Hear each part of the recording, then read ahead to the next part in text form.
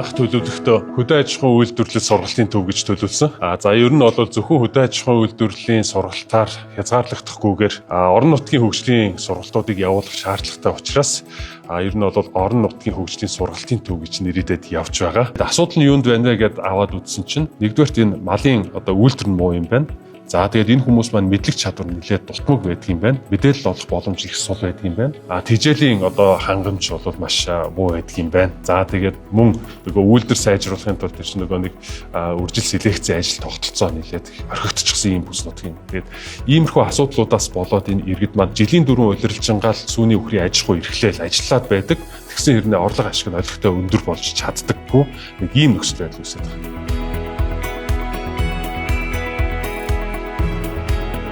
За өнөөдөр Койко олон улсын байгууллагын санхүүжилтээр нийслэлийн эцэг даргын тамгын газарт тодорхой энэ барилга байгууламжийг хүлээж авах ажил явагдаж байна. Сонгонайрхан дүүргийн 21 дугаар орооны нутаг дэвсгэрт байрлаж байгаа учраас манай Агросити эдийн засгийн тусгай бүсийн маань зохицбор газрын нэг хэсэг болж энд үйл ажиллагаагаа явуулнаа.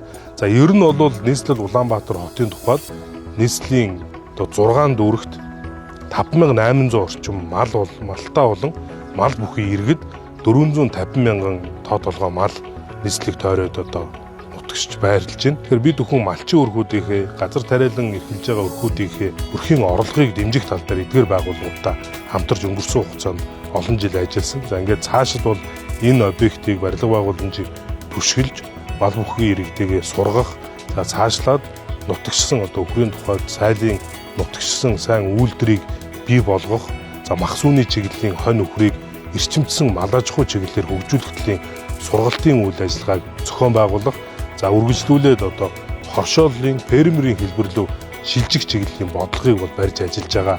За статистик мэдээллийг харахад энэ нийслэлийн тойрсон мал бүхий иргэдийн сайлын үнэ ихэд жилдээ 25 мянган сайлын үнэ байдаг. Гэвч жилд 3500-аас дээш литрийн сүү сайл өгдөг.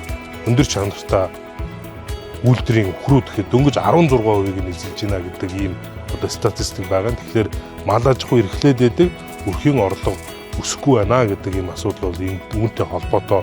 Эдгээр асуудлууд дээр бид бол судалгаа гаргаж ажиллаж байна. За өнөөдрийн энэ барилга дээр бол нэг давуу тал нь юу байна вэ гэхээр дэрэгдээ хоршооллыг бий болгосон 106 өрх энэ хоршоолол сүүн бүтээх сүүгээ нийлүүлдэг. Тэгэхээр энэ сүүгээрээ хоногт 3 тонн сүүн бүтээгдэхүүнийг үйлдвэрлэх, боловсруулах ийм үйлдвэрийн байрыг 500 орчим сая төгрөгийн хөрөнгө оруулалтыг хийж малчин өрхүүд маань бий болгосон байна.